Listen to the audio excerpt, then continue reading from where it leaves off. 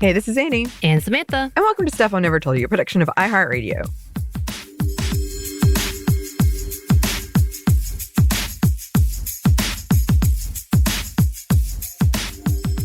And y'all, okay, so today is October 23rd, 2024, so coming up on Halloween, but this is not a Halloween episode. I'm sorry, Anney. It's okay. I am a little sad we got derailed by all of our COVID and jury duty, and we didn't do as much as we normally do for the season. No, we didn't. And I think we can make it up in November. Yeah. And just make that the season, because we do need to come back to it. But I will say this is a fall episode. And I say this, though, because originally when I thought of this episode, it was because it had gotten below 40 at one point in Georgia. And if you know anything about Georgia, that is significant because we don't have that much coldness in the South. And especially with global warming and climate change, it's gotten worse. But I love this season. Anney, I love this season. Fall really is one of those seasons that loves to fool us because, again, in the South, we usually get about 3 weeks of lovely weather where the leaves turn gold and red and yellow and all the things, and a cardigan or a sweater is enough. You get a little bit of a jacket. And it also ushers in one of my favorite foods, soups. Soups and stews and all of the same, which we just had a funny conversation previously about a coworker who does not love soups, and I'm a little bit like, that kind of disappoints me in you. Well, I won't go into specifics, but I am going to bring it up because this is really interesting to me. She was asking me why I like soup, and the gender difference we're going to talk about here is something I had to consider, and I had not previously, but part of my answer was based on that. Really? Okay. Yeah. All right. So I will say, did I just recently partake in a large bowl of kimchi jjigae?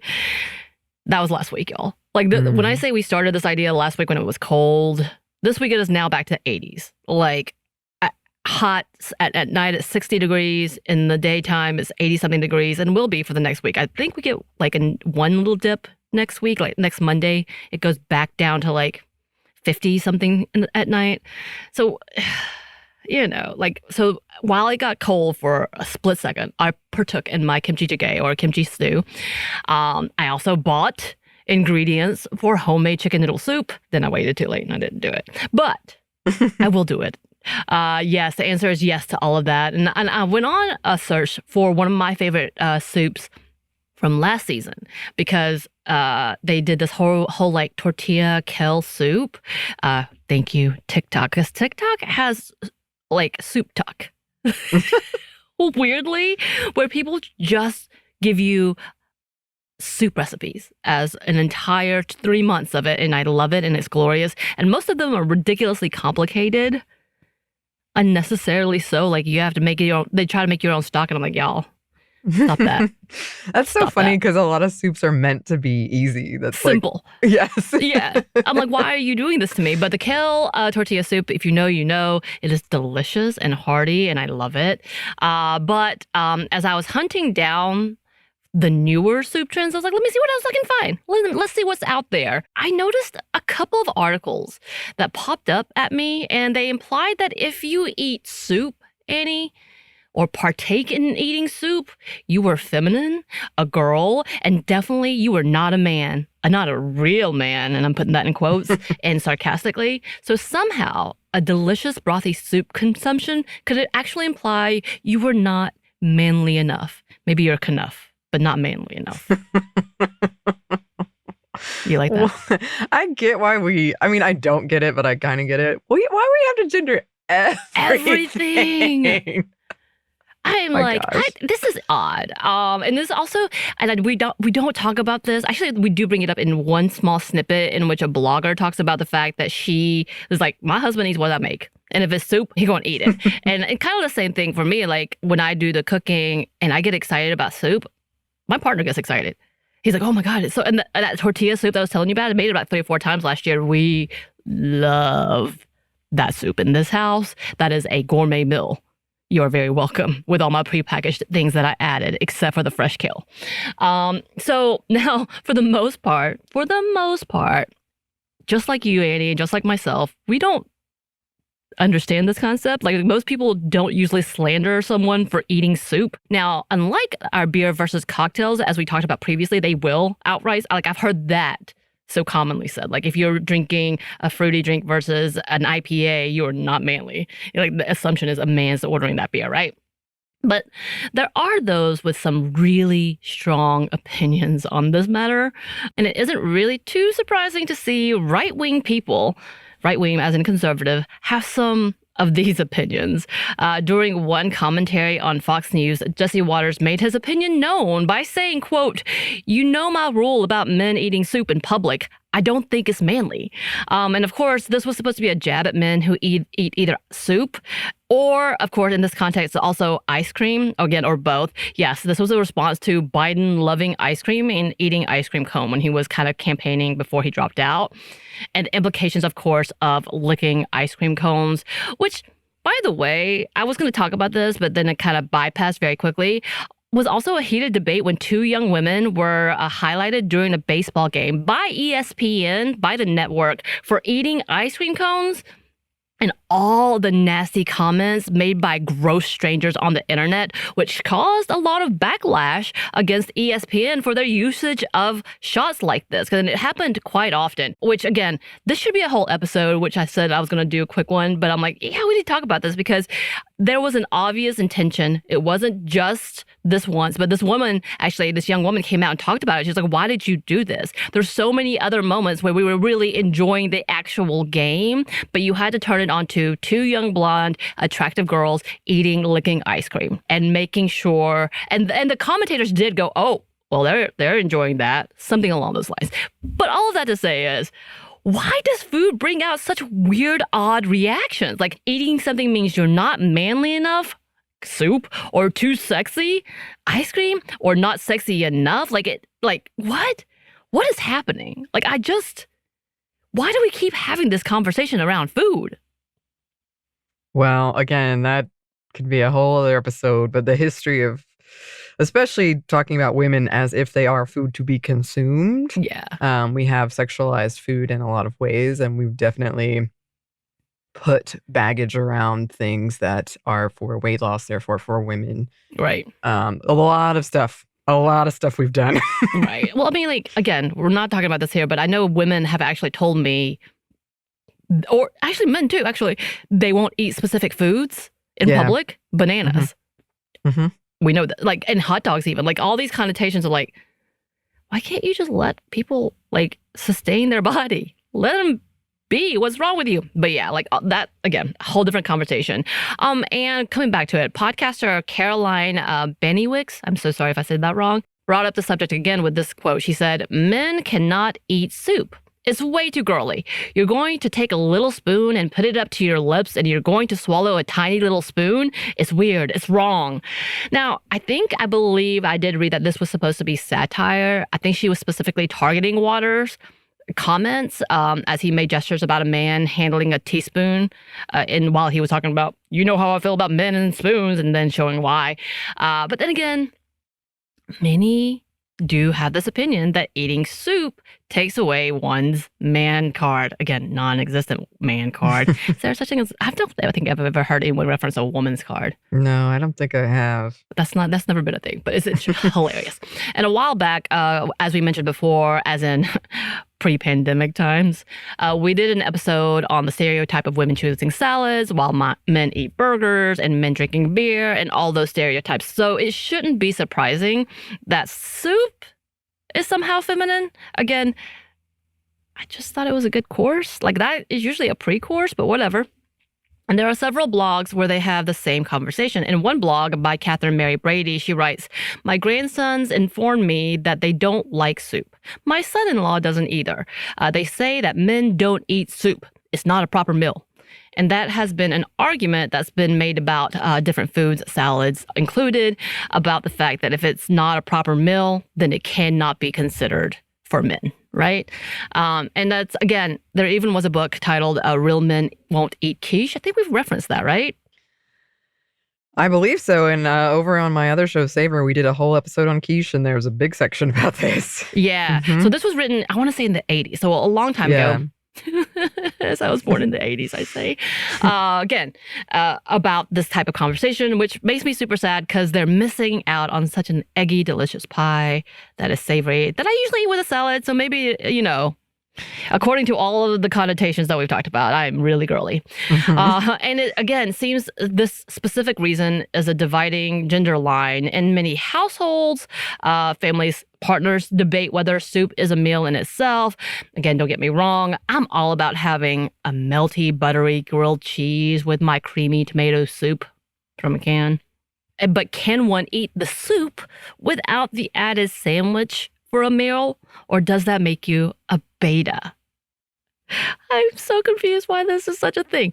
One blogger, Emerson Harkin, writes about this said conflict, saying, in my household, yes, it's a thing I believe, soup is a reoccurring source of conflict. From time to time, my partner, Rachel, will offer to cook dinner only to serve soup instead. These incidents have sparked lively debates about the meaning of the word meal and sharing of domestic responsibilities. Are we really sharing cooking equally if one of us is serving water? The advice of friends and colleagues was of little help in our resolving our domestic strife. Many of the people in my day-to-day life, most of whom are men, shared my concerns about my partner's misleading meal-related statements, while people my partner consulted, mainly women, also believe that the value of the meal is undiluted by literal dilution. Mm-hmm. And they were so invested in this deception that they decided to do a survey about it. He continues, quote, "We carried out a gender-based analysis of soup-related attitudes and beliefs using a short online survey. The survey consisted of a landing page asking, can soup be a meal on its own? After which respondents were presented with examples of food which are often served in bowls and asked to classify them as soups or non-soups." If y'all want to go look this up, Emerson Harkin is the dude, and he has, I think it's E. Harkin is the blog. He has a whole graph. He has like graphs upon graphs upon graphs. Like he was really invested in this conversation. And here is their conclusion. Our preliminary gender-based analysis suggests that women may be more likely to believe that soup is a meal than men. Often borderline or trend-level statistical significance, deliberate attempts to influence the outcome of the study by one of the authors, and the underrepresentation of men in our sample together means that our results should be interpreted with caution. Because the number of gender-diverse respondents was very small, our work should be regarded as an incomplete gender-based analysis at best. The stronger association between soup belief and gender than appetite, which is probably more closely linked with sex than gender, further underscores the importance of carrying out a more comprehensive gender-based analysis than was possible here. So again, this is one of those other things that I'm like, I feel like maybe this is another episode where we talk about whether women are more likely to participate in surveys. Mm-hmm. Because looking at this study, literally 3/4 of the participants who responded were women. Well, it sounds like probably Rachel influenced more Maybe. people to He doesn't participate. say who. It No, doesn't but say who. I imagine, given the results. But is it also that she actually reached out to people and said, take this quiz, and he did not put that effort? That's true.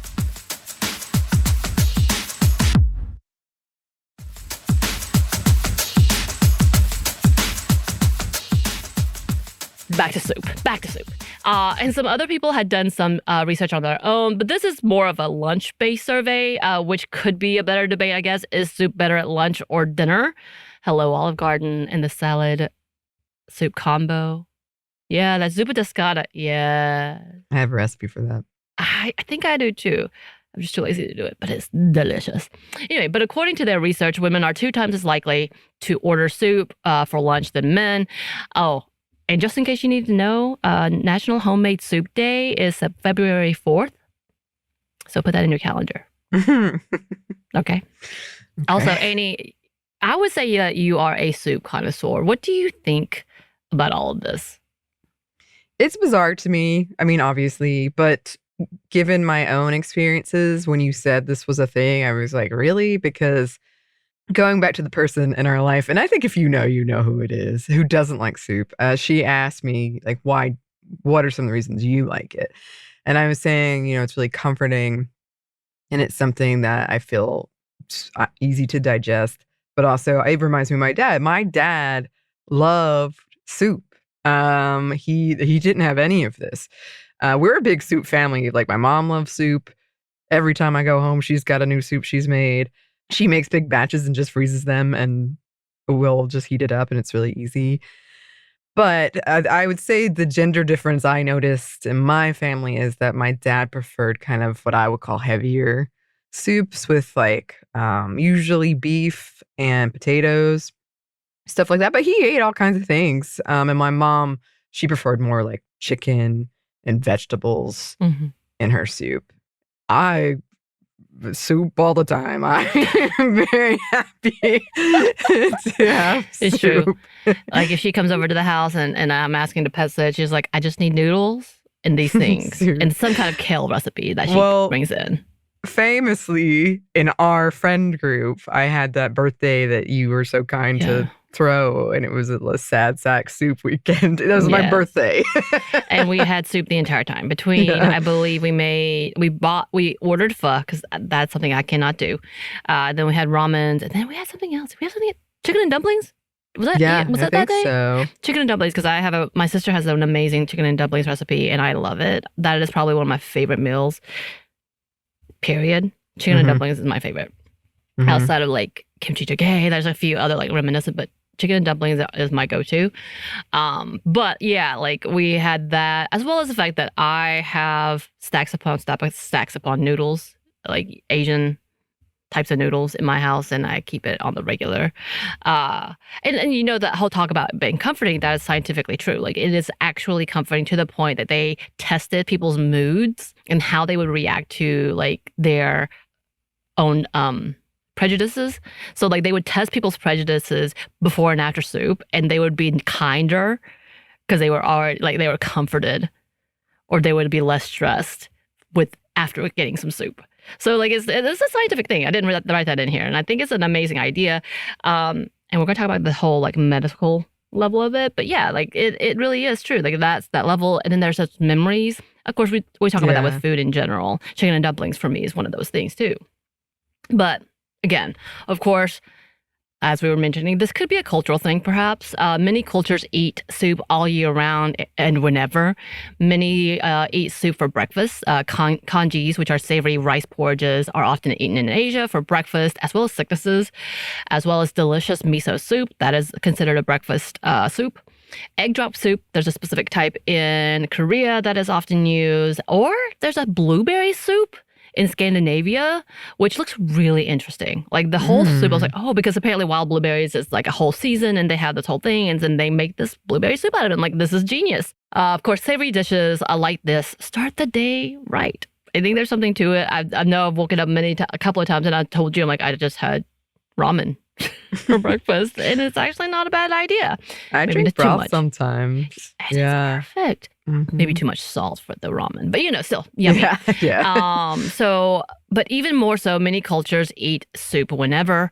Korean stews or jjigaes are a staple that is used for celebrations and luck. Seaweed soup for birthdays, but don't eat it around exam time, so it doesn't bring you luck. We know we have the whole like soup that I make for Lunar New Year's that I have done for the past couple of years. Of course, some may debate that stews and soups are different and constitute it as being more manly.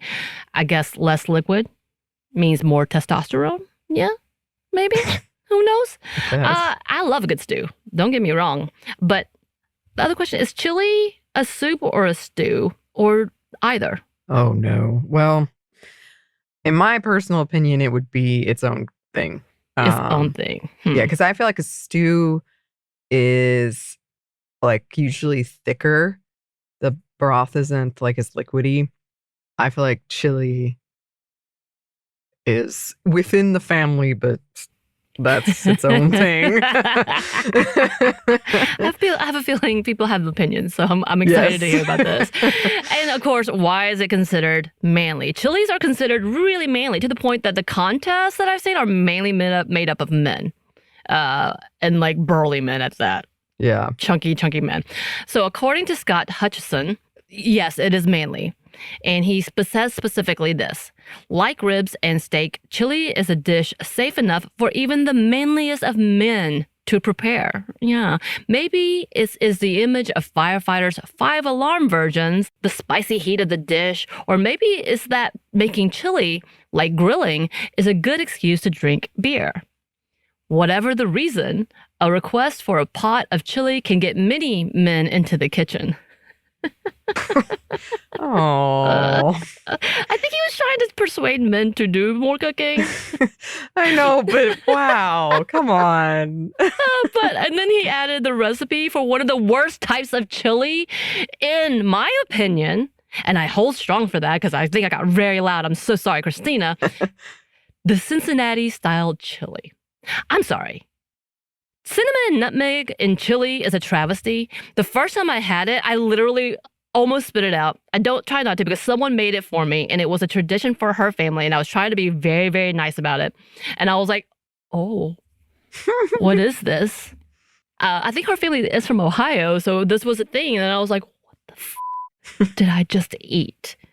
And why? That's funny because I feel like cinnamon, I don't know about nutmeg, but cinnamon makes sense to me. How dare you? A lot of like stuff like that puts cinnamon in it. Maybe not much, but a lot of people love this type. And I know this because there's also like they use spaghetti. yes. They'll eat it with spaghetti oftentimes. Mhm. The sloppy joe has cinnamon in it too, which is why I despised it growing up. I hated it growing up. I still do. I think there's a lot of things to that I was like, I don't like this. You know, there's a tradition. I can't remember if it's Ohio. Listeners write in. We did a whole episode on it, but there's a tradition of school lunches in Ohio, perhaps, serving cinnamon rolls with chili. Really? It's a classic combination. Mm-hmm. I'm horrified. Again, I could see it. I am horrified. I know. And I feel like I've just offended a lot of people because this is like a heated take. Not a heated take, but like both of those can be a heated take, like whether you like it or you don't. Because Mhm. people have a lot of strong opinions on this one. I've seen it. Like I said, when she made this for me, she was kind of apologetic because she didn't know how I would react. And I think she was trying to, yes, this was a white woman, welcome me into her culture with this. And I just sat there and was like, what is this? And I say this as a person that does not like canned chili. I actually despise it. Also, I only like it like homemade because there's just like, I don't know. There's something about it that just, I think that people feel that way about a lot of things. Canned anything, processed anything is a little different from your homemade, making yourself. And I, of course, also love to burn my face off. I love to sweat when I eat. And so chili is no exception to that. One time I made it so hot, I profusely apologized to both my partner. And I think Anney, you were there. I was like, oh God, I think I made a mistake. I know I've had your chili and it was really good. Thank you. I was like, I added too many habaneros. I'm sorry. But all of that to say, yeah, I don't like it. If you want my opinion on Cincinnati style chili, yuck. I think it's fine. Anney's on your side. I am not. But again, there could be back to away from Cincinnati chili. I'm so sorry. But there could be the idea that more meat, beans, and spice equals manly, especially spicy. And the spicier, the manlier. Or maybe it's the picture of rugged firefighters in the kitchen cooking chili that pushes the narrative even more. Because I think, and y'all, the amount of times that I've seen firefighters come into the Kroger as a one giant unit to watch each other shop. And my assumption is they're making chili, but I know part of that is, I'm sure someone's going to yell at me about this, is part of that is because, making something big, a giant thing accessible quickly, chili is easy. It is. That's one of the reasons it's one of my favorites in the wintertime, making my homemade chili, because you can make a lot very quickly. All you have to do is really chop up some vegetables, put some cans together, and yum, yum, yum. Mm-hmm. You're welcome. And you can make it different. You can, like, my partner will go all out and put like brisket and such. And I'm like, I don't have time for this. Give me ground meat. Yeah. I one time put like jambalaya sausage in it and made it nice and smoky. Ooh. But that texture I did not like the texture of that. The texture can be a little. Yeah. But anyway, all of that to say is, yes, maybe that's why it's all manly. And that's, again, specifically to firefighters, like that reason makes sense. I can't make a 10-course meal for a squadron when they're on ready, on call at all times. So that could be that. But for some reason, that narrative is enough to make it manly. Who knows? But back to cultures who would say that soups are nourishing. Yes, it seems when it comes to soups that aren't thought of as American are more likely to be treated as a legitimate genderless dish, such as pho and ramen. Again, this could be the argument that the spicier it is, the manlier it is. Because I love me some good spicy ramen. I go like ultra heat 5 if I can. Mm-hmm. And then like snot dribbling. If you eat ramen, you know what I mean. But this could be a whole other conversation about appropriating versus appreciating with other cultural culinary dishes. By the way, side note, did you know there was a white couple who ran a pho shop in the UK who trademarked the word pho so that no other competitor could use that word in their shops? And yeah, by the way, they received a lot of backlash for that. Also, now there's a recent trend of white French-Canadian couple who was selling boba. And then when they were asked about, like, how are you, different from the boba that is in Asian shops? And they were like, well, first of all, boba is not ethnic anymore, and you don't know what's in those types of boba because Asian people. But in ours, it's clean and healthy, and they were like, "What the?" Needless to say, they got a lot of backlash as well because they were like, "You can't do that. You can make it something, and you can say that you like this, and so therefore you wanted to jump on board." But you can't pretend like you're dismissing all the others and yours is better somehow. But that's what happened. Who knows? I'm wondering with all of that, because white people have kind of come on board with all of this, has it become more acceptable because more white people like it? That whole level. Well, I think I was talking to you about this. I don't think a lot of people who don't have a lot of experience with things like pho or ramen would call it soup. I don't think they would call it soup. Really? Or especially ramen. Pho, maybe. Yeah. But I think people think of it more as noodles, but not pasta. Because I have a friend who says she doesn't like pasta, but she loves ramen. And my mind was breaking about it. And I was like, okay. So I think maybe there's also, especially... So many disconnects with that. Yeah. So I think that for some people, they wouldn't consider some of this soup, even though it is. Yeah. Yeah. I guess maybe but the thing is, like, I know a lot of Korean dishes where you have like the lovely broth with the hand-pulled noodles. The broth, though, is what makes the taste. Yeah. They want you to have good noodles, and they want it to be good noodles, but they're focusing on that broth. Yeah, definitely. Interesting. Anyway. Back to soups in the U.S. So the soup companies have been on high alert of this gendered problem, and thanks to their marketing team, they've had some ideas.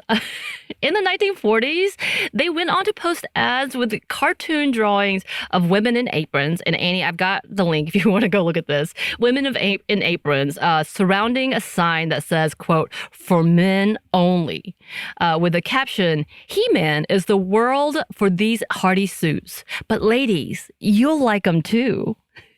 Oh, great. and yes, y'all, they had He-Man soup ads, which classifies split pea soup as part of that group. I think I want to do an episode on split pea soup over on Savor, because I think split pea soup had a whole thing. It does. Where it got associated with like fine dining and stuff. It did. Yeah. It did. So like just a little bit that I read, like split pea soup, the way that it had like built up, it was absolutely originally a poor person's soup because peas were easy. There's a whole rhyme. I didn't put it in here. There's a rhyme they have in regards to peas and the soup and making them into soup. And then it got taken over and it became fine dining somehow, which is really odd to me. I hate peas. I mean, I hate a lot of things. Oh, no. It seems. Just so y'all know. Not me. Sure. Okay. But anyway, back to Campbell's and all of this marketing that was going on around soups and making it masculine. Yeah, Campbell's had the Chunky brand, which I remember still around, that have football players on the branding.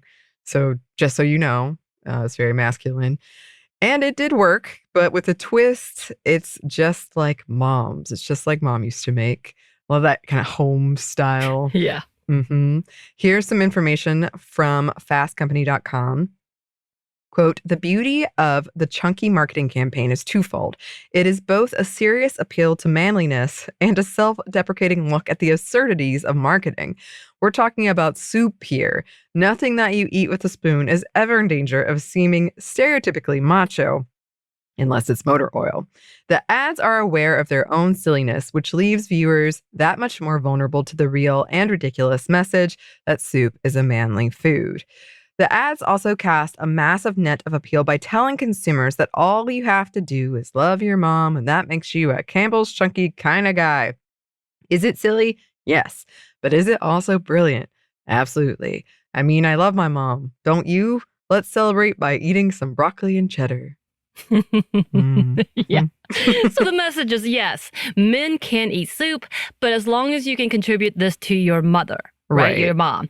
Now, these ads debuted in the late 90s, which is why you remember it, Anney, and continued on during the early 2000s. But they're back. They're back at it, and it's a bit of kind of a balance, I guess.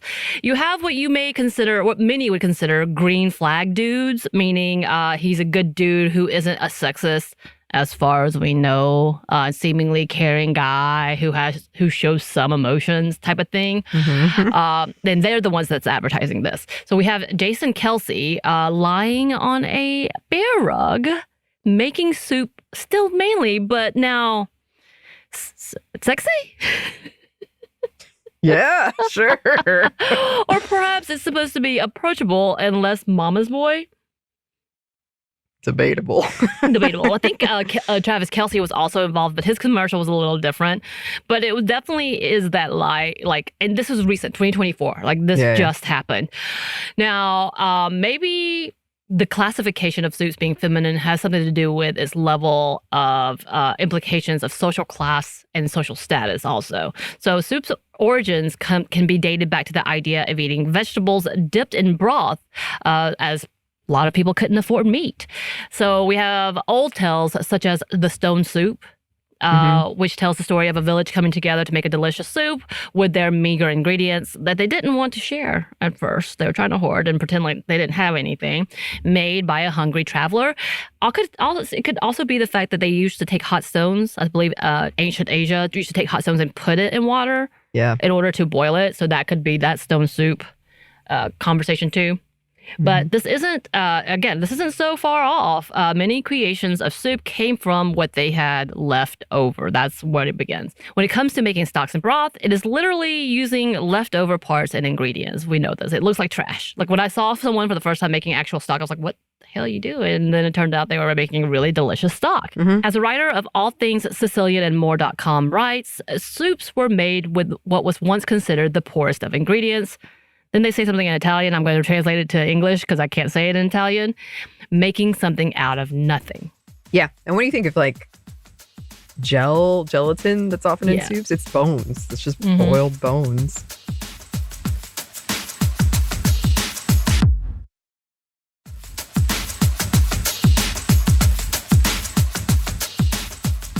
Here's some more detail of soup's origins from hotmixpro.com. Quote, the soup is the food of the working class. Its origin dates back to many years ago when poor peasants could only afford some vegetables dipped in a broth. To better understand the origin of this food, we have to start from the name. The soup comes from the Gothic word soupa, which means slice of soaked bread.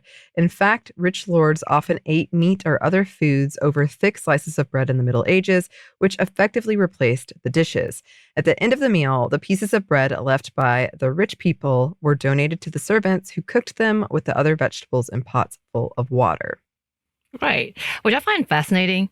Maybe that's why really nice cuts of meat from barbecue places are on top of white bread. I thought that was a Southern tradition. Maybe it's deeper rooted. Who knows? So perhaps these original connotations are a part of this feminization of soups.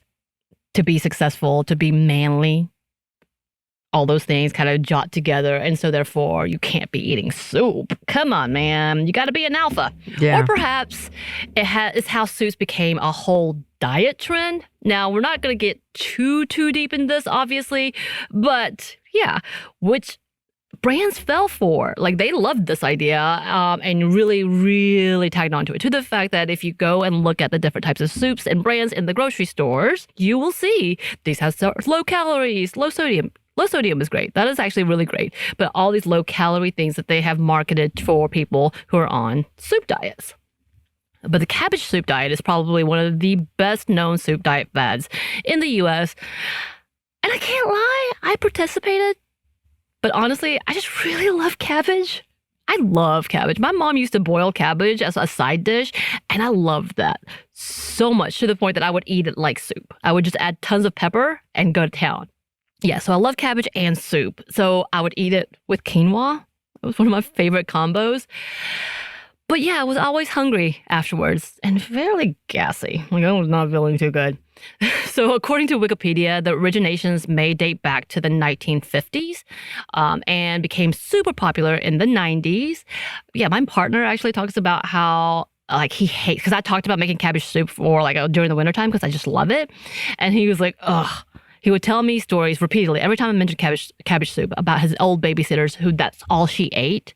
And he hated it. He hated the smell of it. He hated everything about it. I guess he really did not like his babysitter. I don't know. I don't know. Oh, dear. Or maybe that's just like, why do you have to eat this constantly? Maybe she was super gassy too. Who knows?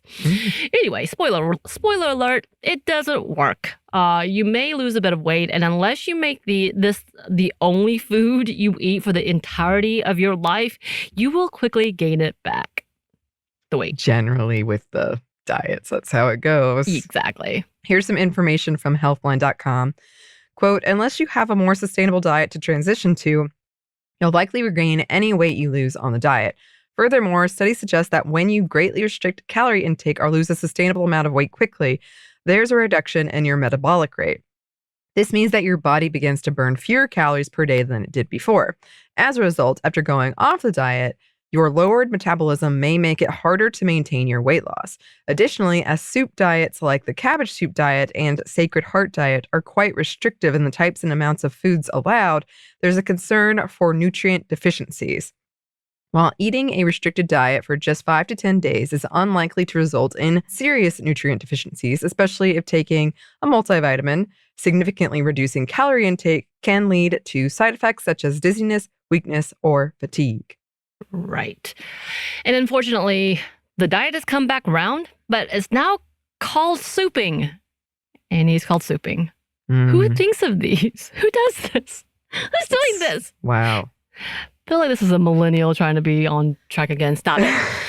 So yeah, article after article for women's magazines have popped up with the newest diet trend of souping. Now, it's not all bad. Again, eating soup is fantastic. The amount of health benefits and nutritional values is pretty high. Veggies for everyone. Yeah, everybody eats veggies. But as it continues to be marketed and targeted to women as weight loss solutions, we can see that the gender line of soup consumption is more visible. So obviously, if we're making this a fad for women, that again, like all I saw was like Glamour magazine has something in it. Women's Day magazine has. I'm like, what is going on? It does. It makes it feel like, okay, soup is for diets. Yeah.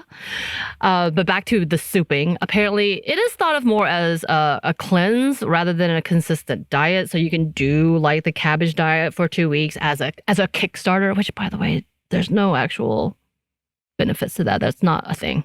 No. Scientifically, it's not a thing. Nope. But adding soup to your meal in order to feel more full and eating less and helping to eat more fiber. So that's kind of the new souping idea, is to add it to meals, which I feel like is just... Okay, moving on. That's kind of how like people talk about drinking a glass of water. Yeah, you're going to feel full, but you're going to want... Okay, whatever. Soup probably is better if you have a lot of vegetables in it and it's delicious and you're like, yeah, let me eat this. Maybe it does. And then you get to also have your, fried chicken to the side.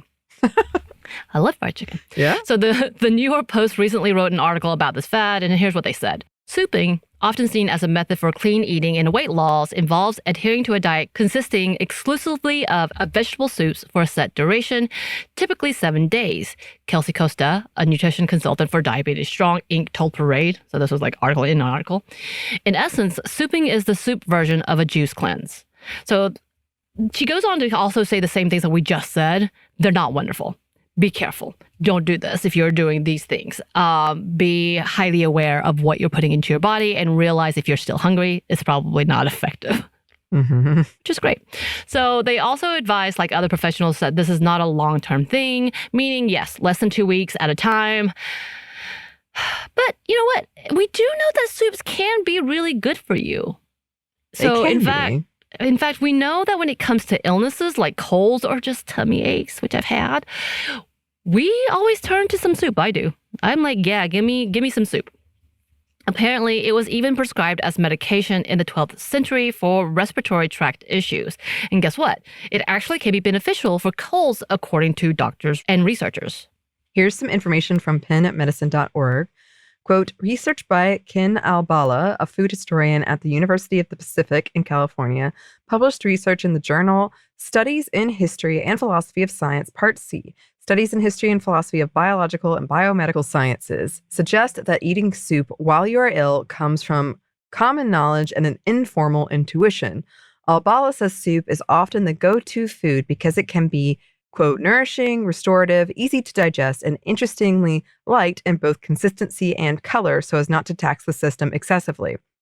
The same recommendation is advised by Melissa Bailey, RD, a clinical dietitian at the Hospital of the University of Pennsylvania. Bailey believes there is no one-size-fits-all approach to diet, but says that there is real scientific evidence backing the merits of soup, especially for those with a cold. Right. So this is the article that I'm talking about, in which they kind of go into the comforting level. Like, it actually does change your mood. It does actually help you feel a little better. It kind of that warmth that goes down your throat does ease your sore throats, stuff like that. So there are definitely like great truths behind why soups can be really good for you and amazing. But and perhaps the soup being too nutritious or being associated with sickness and pampering makes it a girly food as well. Like, again, that whole like mom gave me soup as a child when I was sick or when I felt weak. My partner gave me soup. Maybe that's what makes it feminine. Like, you know, there's kind of that whole reach, that unconscious bias for some reason that you associate it with weakness. So therefore it has to be feminine. I don't know. Maybe I'm reaching for that, but I don't know if these correlations have anything to do with it. Yes, you can only eat soup if you're sick, dieting, or you're a girl. The one article was titled, These Foods Will Make You Gay, and they were talking about soup. And that same article about water saying, you know, you're not manly if you eat soup. So his implication was like, that, you know, you're gay if you eat soup, obviously. Unless there's stews or chilies. Anney. It's ridiculous. Only chilies. But all that to say, I think soups are delicious. I'll come back to let you know if I think chilies are soups or stews. Okay. I haven't really thought about this. I will ponder this. I think they are creative and wonderfully diverse. And I want some right now. I'm getting kind of hungry. So there you go. Let me know. Do you think soup is feminine? Better yet, do you have soup recipes? Yeah, I love good recipes. Easy recipes, y'all. Of course, we didn't talk about the history of soup because we're not safer. But they did talk about the whole like pop can and how that really revolutionized soups as well. So maybe it being easy. I think this conversation about like the dude talking about how his wife made soup, I didn't read whether it was homemade soup or she just popped a can and that's why he's implying that, you know, this is cheating and it's not a full meal because it's not homemade, quote unquote. There's a lot to that. Well, there's also like separately, I think a lot of people in the US associate soups with an appetizer, therefore it's not a whole meal, but I think you can have it for the whole meal. But also the history of soup making often required in the early days women to stay by the fire or whatever heat source so it wouldn't go out. So I think it probably got associated with women that way. And then men. And witches. And then men, there's a long history of men in the West, particularly, I'll say, of they're the ones that bring home the meat. They're the domain of meat. So if soup doesn't have like meat in it, then not manly. Not manly. No, well, there's a lot to unpack here, clearly. So, listeners, if you have any thoughts or recipes, please let us know. We eat soup all the time. We're year-round So soup good. people. So Yes, we are. yes, so send those our way. You can email us at stuffmediamomstuff@iheartmedia.com. You can find us on Twitter at momstuffpodcast or on Instagram and TikTok at Stuff I Never Told You. We also have a TeePublic store and we have a book you can get wherever you get your books. Thanks as always to our super producer Christina, our executive producer Maya, and our contributor Joey. Thank you. And thanks to you for listening. Stuff I Never Told You is a production by iHeartRadio. For more podcasts from iHeartRadio, you can check out the iHeartRadio app, Apple Podcast, or wherever you listen to your favorite shows.